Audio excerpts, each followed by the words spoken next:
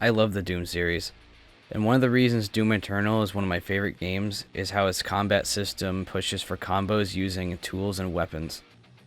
Doom has always been one of my favorite pieces of fiction in any medium for most of my entire life, and combining this game with fighting game type of mechanics put me in heaven. Today I want to go over the combo system as I personally categorize it to show off how varied it can actually be. I'm not trying to say this is the correct way to play, this is merely the way I approach the combat system to play in my own style. I've identified 3 categories of the weapons in Doom Eternal fall into. Combo starters, swappers or loopers, and enders or heavies. Starters essentially are what makes combos possible. They are fast switching after fired and allow the swapping of weapons to switch quicker. Building off of this, swappers switch the next weapon quicker than normal, but only if the starter was used first. For instance, PB starts, quickly switches to a rocket launcher, and the next switch will also be quick. This is why starters and swappers comboed back and forth can loop quickly. The most common is PB rocket. Enders are weapons that switch slower after the first 2 types of weapons. Technically they actually don't change their switching speed at all, but are slower in comparison to the faster switch gained by using starters. Admittedly, these categories are somewhat arbitrary. There are combos that ignore so-called frame data, but more on those later. I feel like putting these labels to particular guns makes it easier to organize how to create and use combos and help manage planning in the midst of combat. In the first category, the best starter is a heavy cannon, as its regular fire, micro missiles, and precision bolt all work as a starter.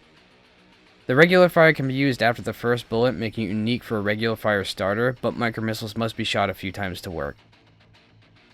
The other 2 starters are chain gun and plasma gun. Both of these only work in regular fire as a starter and must be shot 3 to 4 times minimum to trigger the starter properties.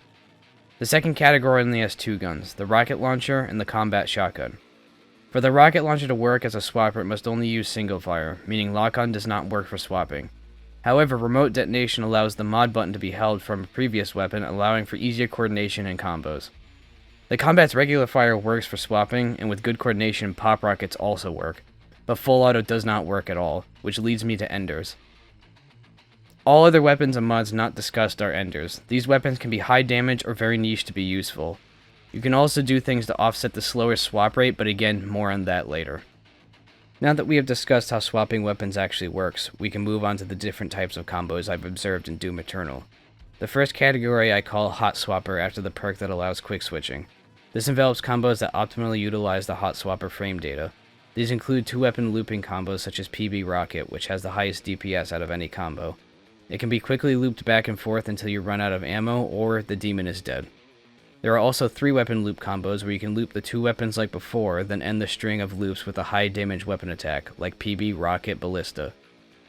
You can't use a swapper after a swapper to create a true 3-weapon looping combo. A starter sort of creates a quickness charge that once a swapper uses it, a starter needs to be used again to recharge.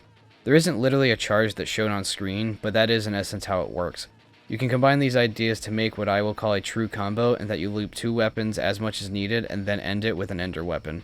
The second category I called Boomstick, named after the weapons commonly used in the category, which are just the big boy damage guns. This category was actually the first category created, as the initial combo used upon release was SSG Ballista. It essentially disregards frame data in its entirety to use large hits of damage. Another commonly used one is Rocket Launcher Ballista. There's not much more to say about this category. It's very Doom style, just to blast everything away with massive guns. The next category is a niche one focusing on plasma locking. For a better understanding on how the plasma locking works, there are a plethora of videos explaining it. I will link mine in the description for combat terms, which goes over it below. I like to use these combos particularly on Dread Knights because they are so mobile and have projectiles, far-reaching melee strikes, and a smashing AoE on top of how quick they are. I also like using them against bullet sponge enemies like Barons and Tyrants, as they take a long time to kill, and the plasma locking prevents the amount of devastating attacks they can do against the Slayer while you are damaging them. I don't generally use them against a lot of other enemies, though in the early game these combos can be really useful to a new player because they allow you to focus down some enemies while you are learning the game and still upgrading. I would almost say it's worth getting the microwave beam for these combos early on as opposed to the heat blast if it weren't for the learning curve it has compared to its easier to understand counterpart. The last category is sort of an amalgamation. It's the forced or outlier category and consists of long string combos that are hyper stylized or forced using things like grenades. Long string combos are technically multiple combos together, but they are one sequence to take out a specific enemy. You are going to switch around combat tactics as you fight, particularly with bullet sponge tanks, but these combos are specific go-tos when dealing with specific enemies that will take out their health bar rather than just PB rocket until they die. A good example are the combos from Sylar, like the Yeet Blast combo to take out the Marauder. Force combos usually come from simply tossing a grenade out after doing something that causes a falter to extend another falter. The stir-fry technique is another way to get a grenade falter as well.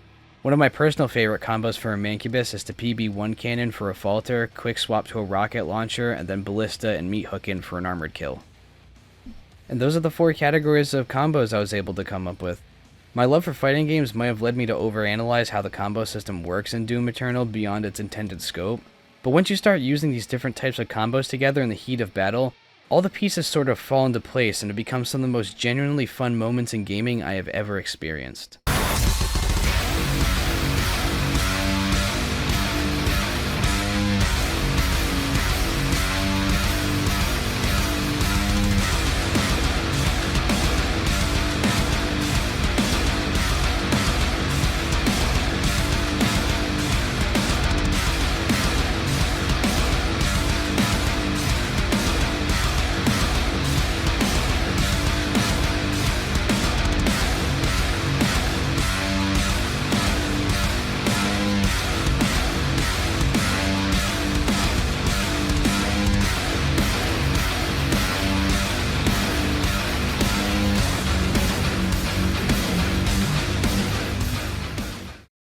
Make sure you hit that subscribe button so you can keep up to date on content I make here. I also have a Twitch and Twitter channel, so go ahead and give those a follow, and thank you guys for the support. It's truly appreciated.